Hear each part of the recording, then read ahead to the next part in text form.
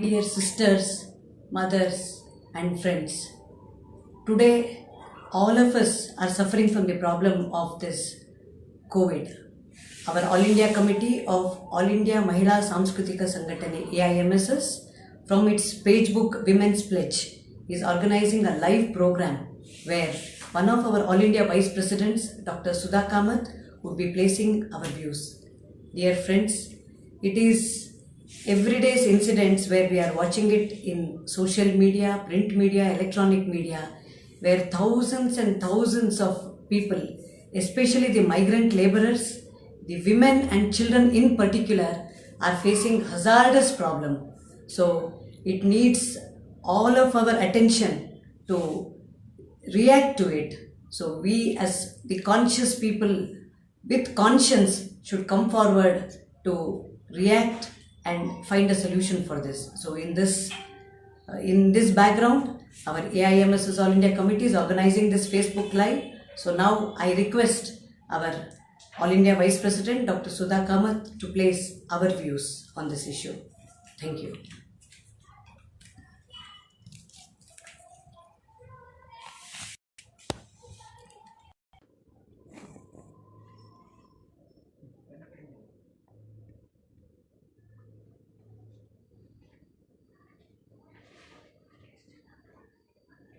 My dear friends, greetings from the Facebook of Women's Pledge, which is a magazine of All India Mahila Sanskritik Sangatan, AIMSS, and All India Women's Organization, taking up the issues of women's problems.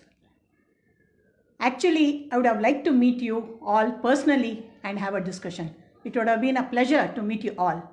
But due to this COVID-19 and the following lockdown, we are all locked down, so not able to meet you. Therefore, through this virtual meeting, I would like to exchange some of my views with you. In fact, I am sitting here with a heavy heart, with lot of pain and anguish.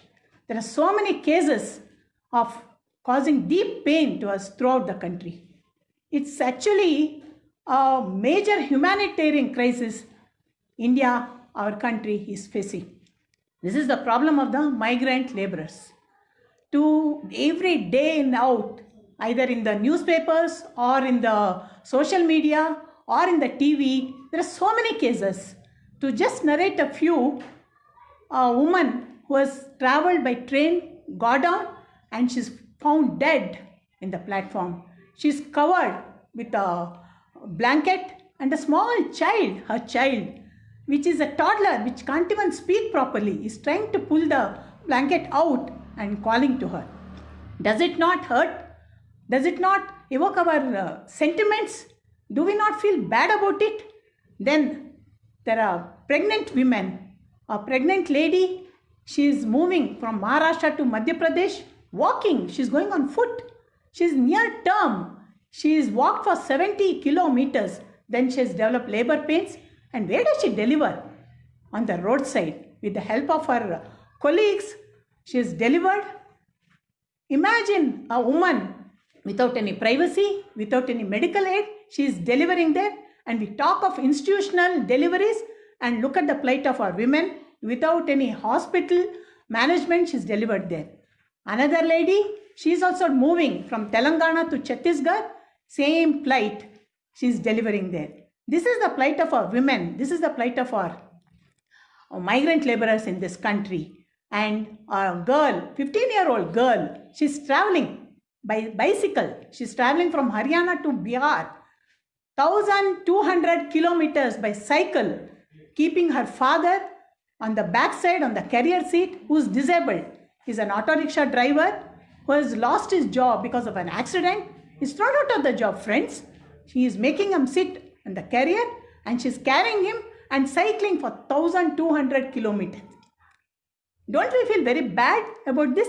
Is this a civilized society? How are we treating our migrant laborers, the builders of this society, builders of this country? Is it fair? Friends, why has this happened? Let us look into the situation which created this. Yes, all of us know about the coronavirus infection pandemic all over the globe. And all over the world, the infection has crossed 65 lakhs people are got infected, and the death toll is nearing 4 lakhs. When this has happened, WHO, World Health Organization, has declared global health emergency on 31st January 2020, and it called it a pandemic on 11th March. But what did the government do? What did the central government do? It has not recognized the danger awaiting us. It has delayed and delayed.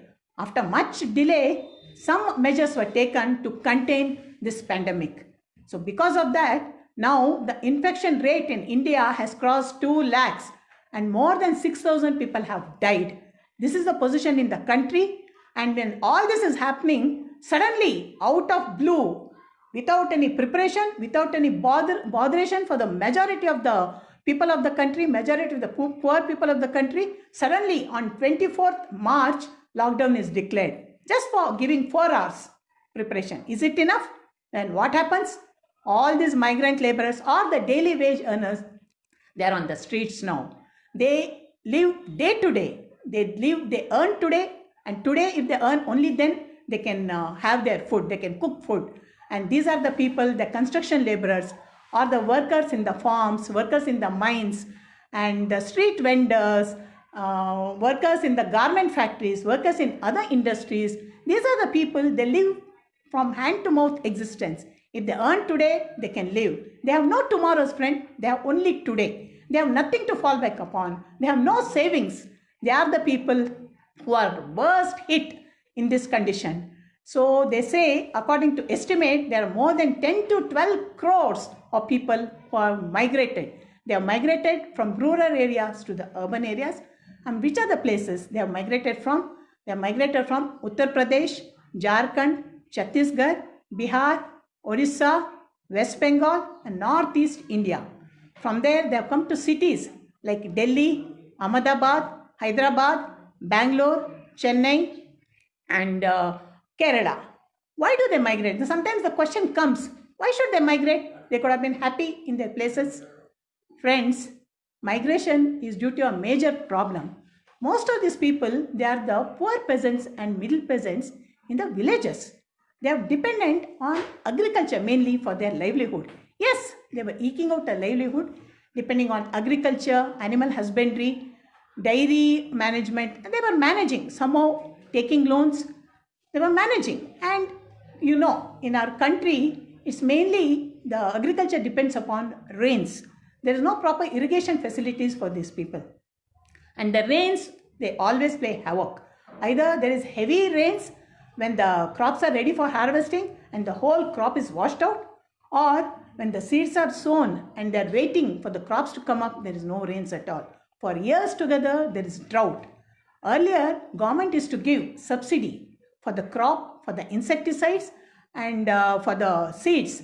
But after 1990s, when India entered into agreement and accepted the policies of globalization, privatization, and liberalization, all these subsidies were cut. Can you imagine the plight of these peasants?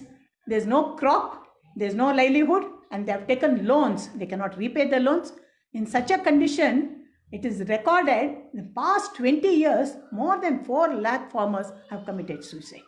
This is their plight, friends. In this condition, what else will they do rather than migrating to the cities?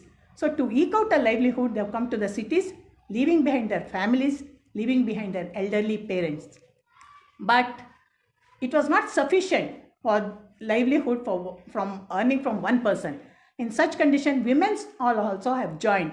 The mothers, sisters, daughters, they have all joined. So there is a huge population of migrant laborers who have come to the cities. And friends, what type of job are they doing? In their villages, even with a small piece of land, they were living with dignity, with honor, earning a little bit, maybe 2 square meals a day. Their wants are not many. They are quite satisfied. But now they are deprived of it. They have come to the cities. And where do they live? Some huts in the slum areas where there is no proper drainage, where there is no potable drinking water, no toilet facilities. Can you imagine the plight of the women there? No privacy, no security. Still they are managing.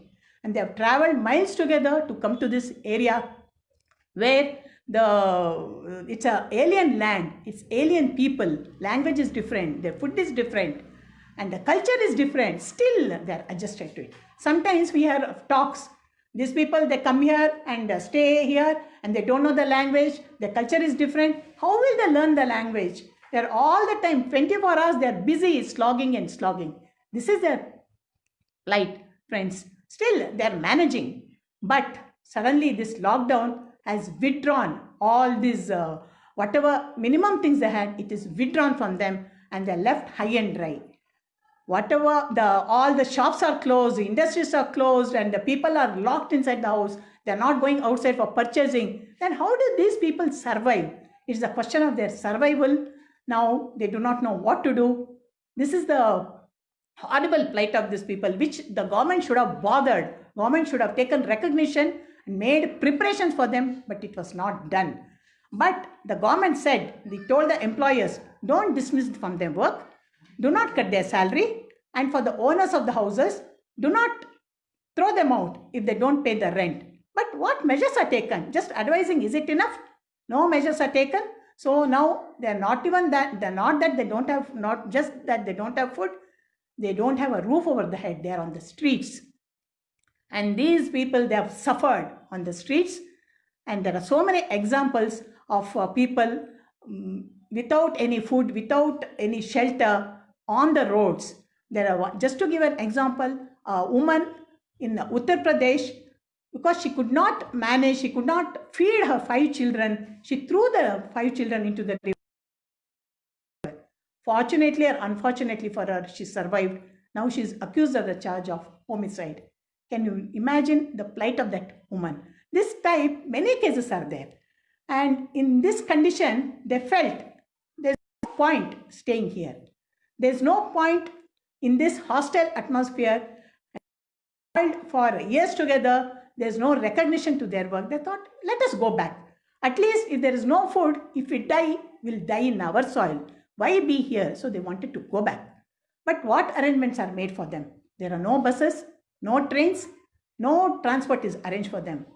But doesn't the government bother about them? Yes, government does bother, but for whom?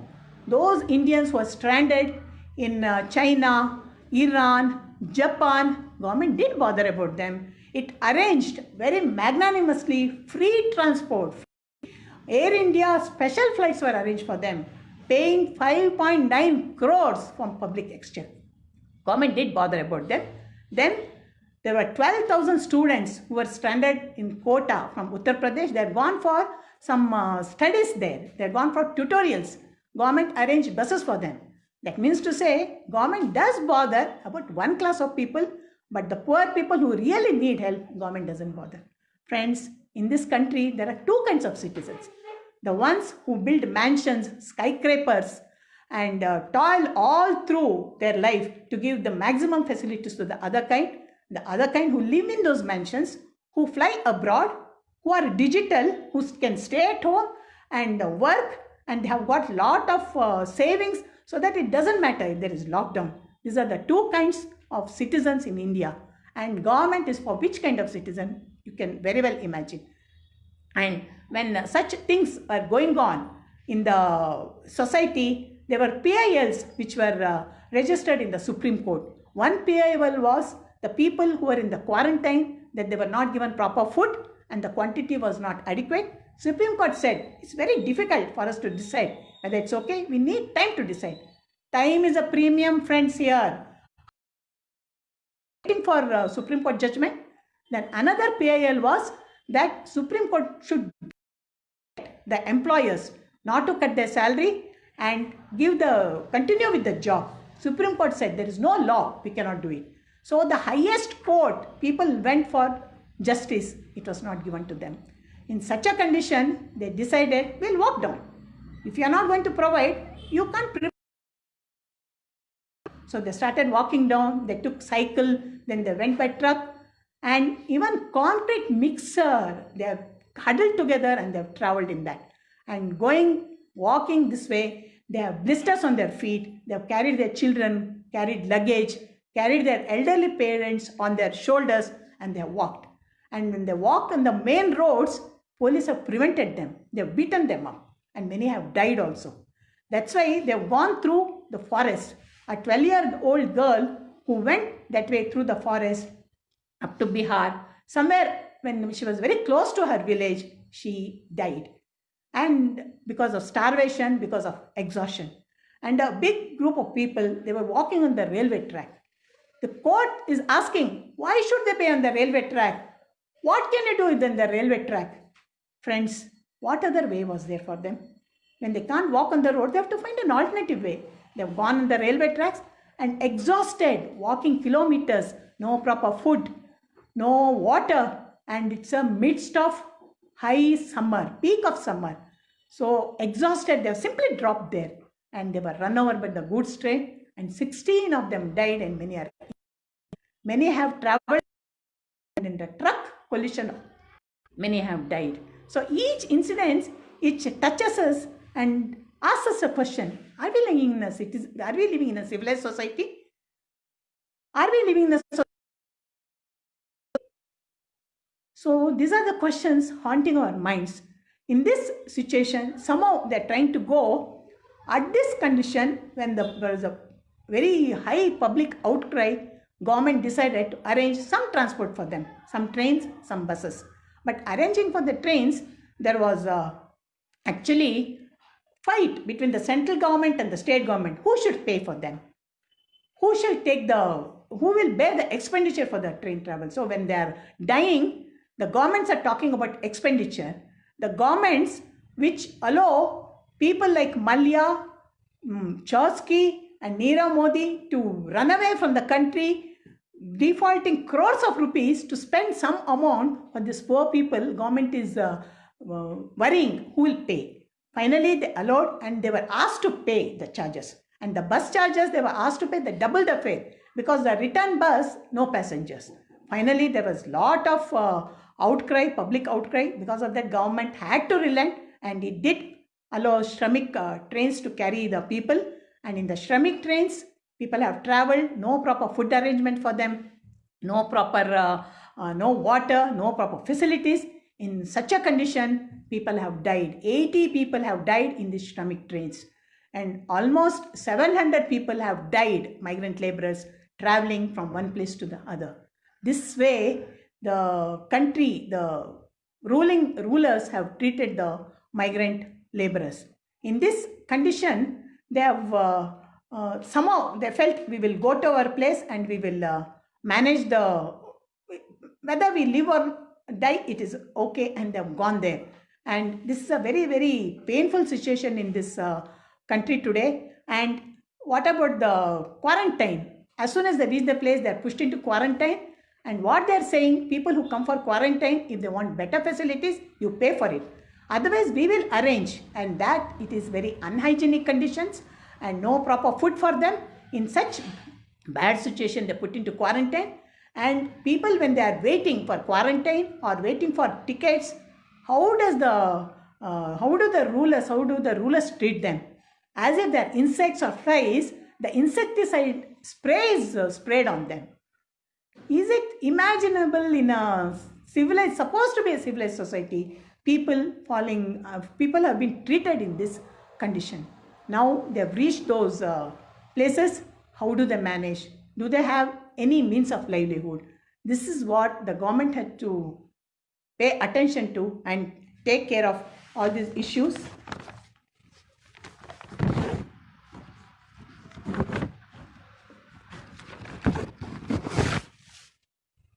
Friends, in this, I'm telling you about some of those heartrending incidents, what has happened.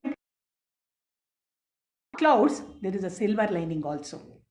We see the general public, they have come to the rescue of the people.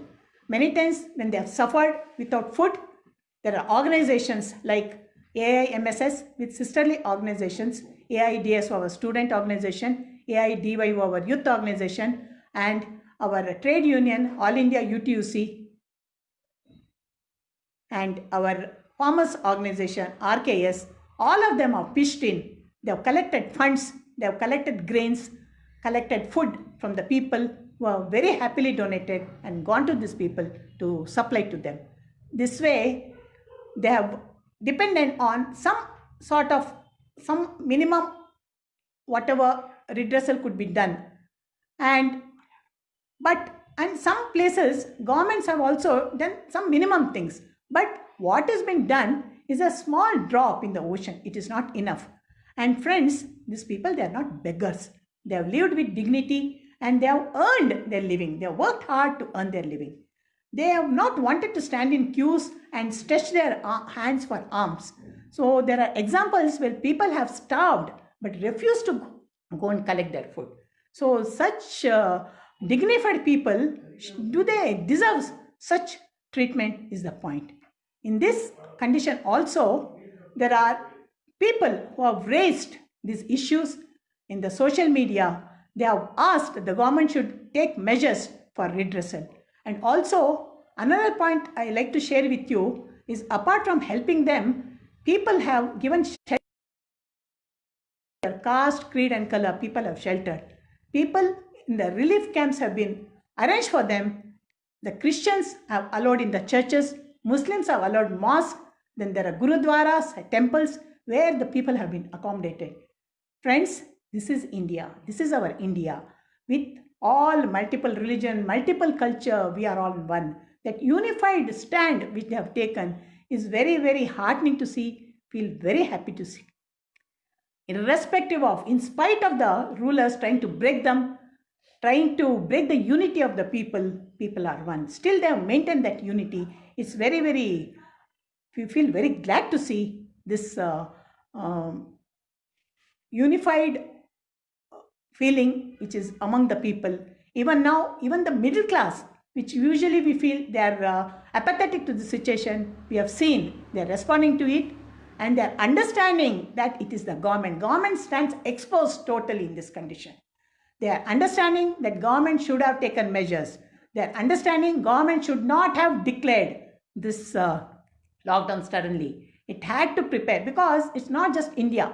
In various other countries, when lockdown is declared, they have given time for people to get ready. They have given 5 days in some places, a week, 10 days. So the people know what to do.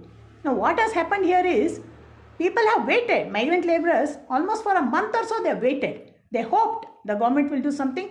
They hoped the employers will do something, but none of them did. But when they started migrating, then suddenly the employers, they woke up. They thought, if all of them go away, how will we manage? After the lockdown, or when the lockdown is little bit relaxed, the factories have to open, construction work has to start. But how will we work when these people are not there? So they pressurized the government to stop the stomach trains and ask the people to stay back.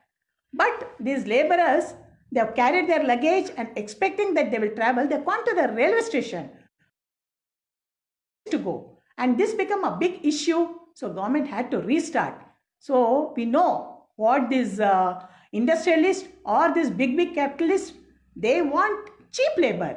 These are the people who are cheap labor because they have no alternative. Whatever paltry sum they give, they are living on that. Friends, this unorganized sector, the condition of them is so bad that even in construction places, when we go and see them, they're living in small houses, 10, 12 people huddled together. And women also work equally, but the women don't have equal pay for the equal work.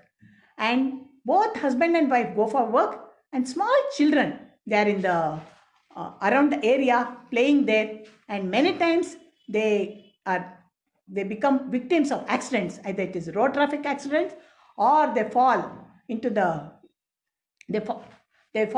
wells, or they fall into water tanks and they die.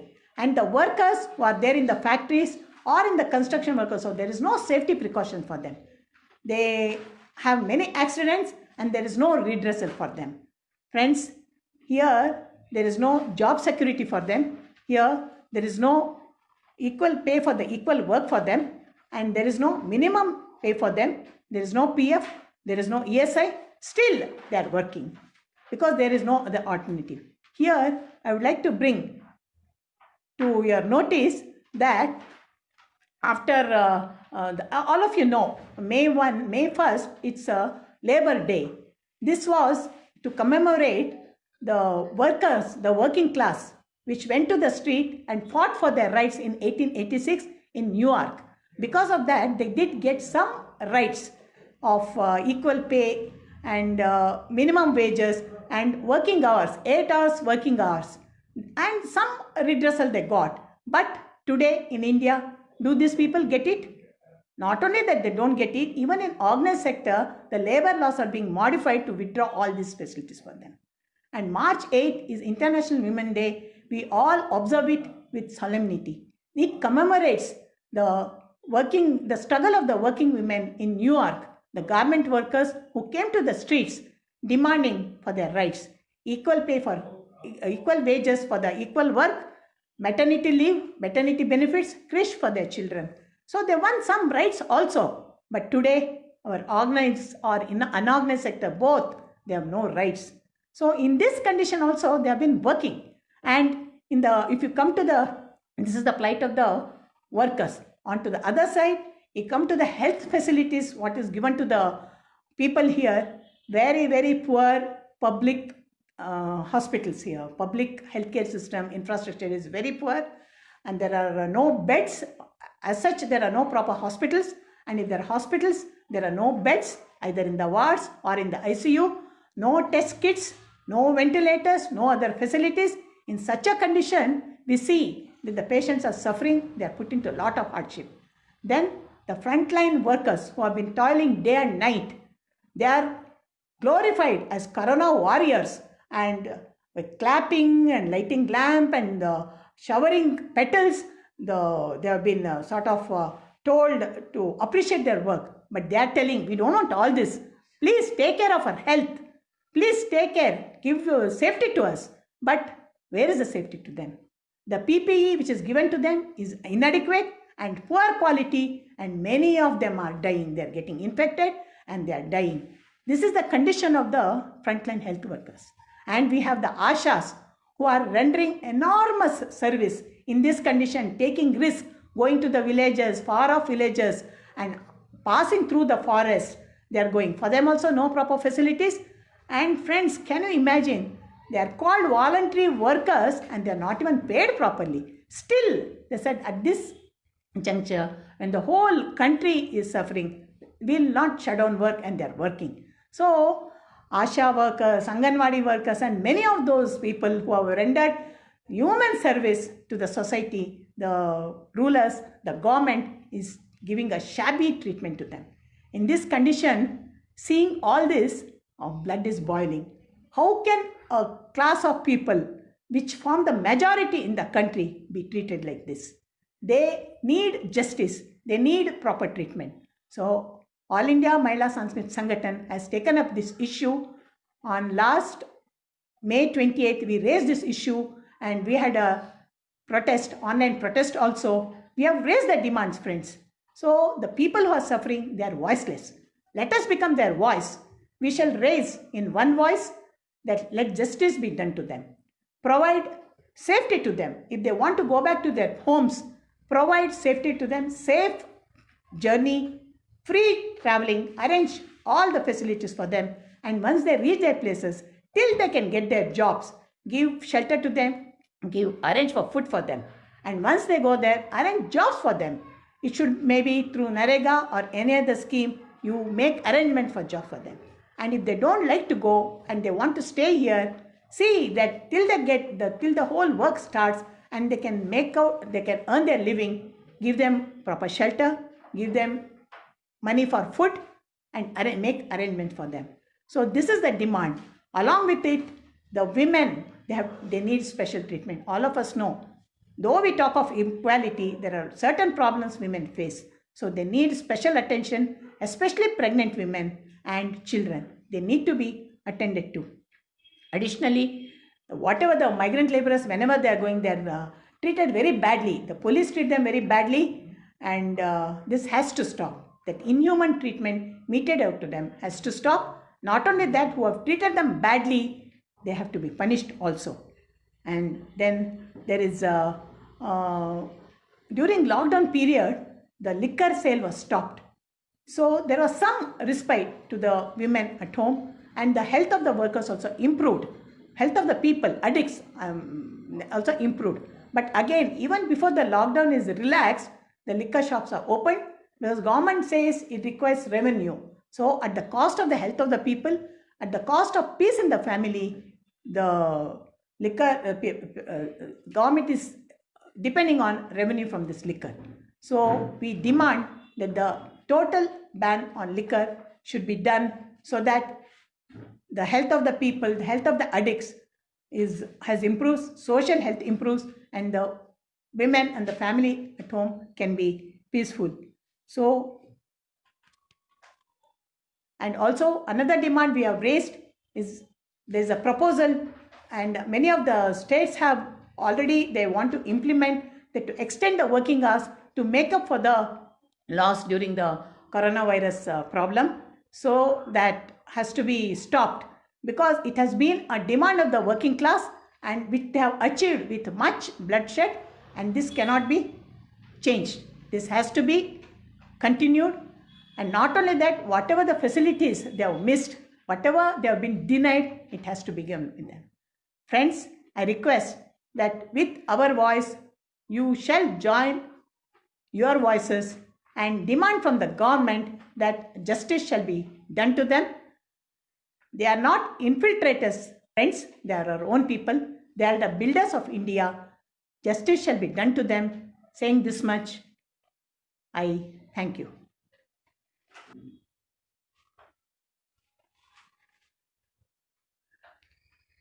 Dear friends, until now you have heard Dr. Sudha Kamath, our All India Vice President, plastic surgeon of Karnataka, who has placed her views on today's problems. So, AIMSS, which is organizing movements throughout the country against the various burning problems, dowry, honor killing, caste system, many other issues. Now we have taken up this issue where we have to respond to the pains of our sisters, mothers, and brothers of the country. So the speech what Dr. Sudha has rendered, I feel it's an eye-opening speech where we have to stand up to the occasion and raise our voice for the rights of the people who require our voice. So friends, that we shall come forward and proactively work towards it to establish the rights of the working people. So with this, I would like to conclude today's Facebook live page of All India Mahila Sanskritik Sanghatan done on Facebook, Women's Pledge Facebook page. Thank you so much.